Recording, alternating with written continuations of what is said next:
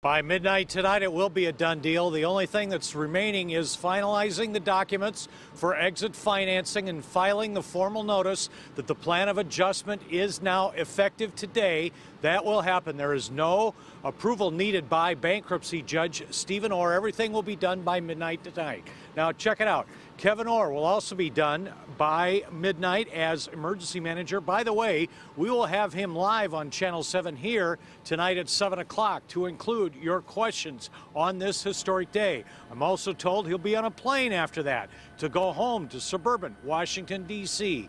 But for all of us still back here, this indeed is a brand new day for Detroit. Well, the bankruptcy will wrap up today. Kevin will wrap up today.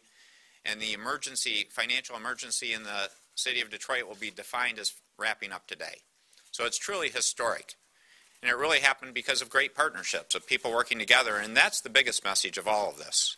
We are thankful that at this point the city will emerge later today by the time I go to bed from bankruptcy.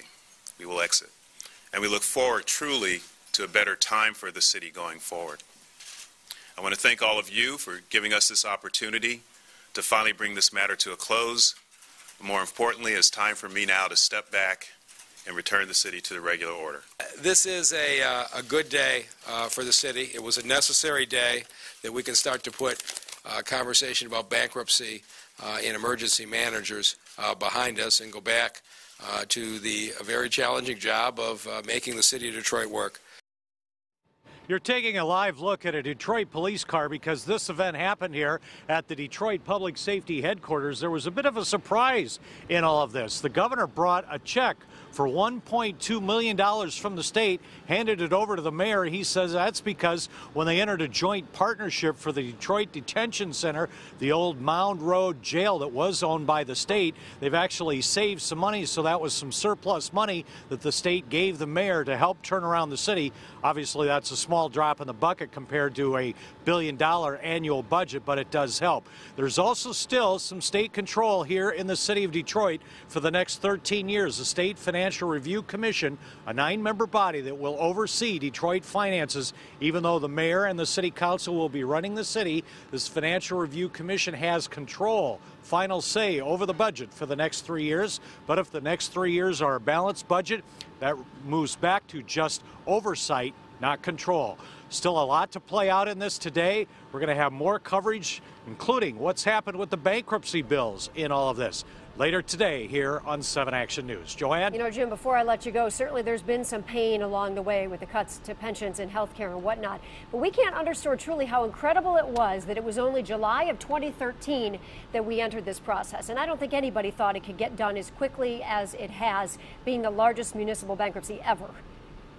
It is 17 months in the making, and there was a lot of contentiousness along the way, as you said, especially with 23,000 retirees who are facing pension cuts that were supposed to be protected by the Michigan Constitution. There is still a small group of retirees who are appealing. That's still an open question. That'll go to the 6th Circuit Court of Appeals down in Cincinnati. Will that be successful? That was actually addressed by the bankruptcy judge when he confirmed the plan of adjustment.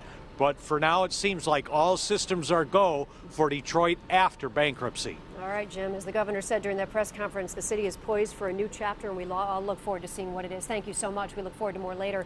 Today's announcement brings an end to the city's bankruptcy, which was filed, as we mentioned, in July of 2013. Detroit's long-term debt at that point was $18 billion when emergency manager Kevin Orr was appointed by Governor Rick Snyder. The city also had a daily operating fund deficit of $300 million. Orr says the city is starting this year with a deficit of $59 million, but will have a fund surplus of $100 million by the end of the year. Detroit will remain under control of the State Financial Review Commission, as Jim just mentioned, for the next 13 years, which will make sure that the city does not end up in another financial crisis. Detroit is also required to carry a 5% surplus in its operating budget. Jim also mentioned that outgoing emergency manager Kevin Orr will be our live guest tonight on 7 Action News at 5. And we'd like to hear from you. If you have a question for him, send it to us. Head to the Channel 7 Facebook page and post a question. Again, he will be live tonight at 7 o'clock on Action News right here on 7.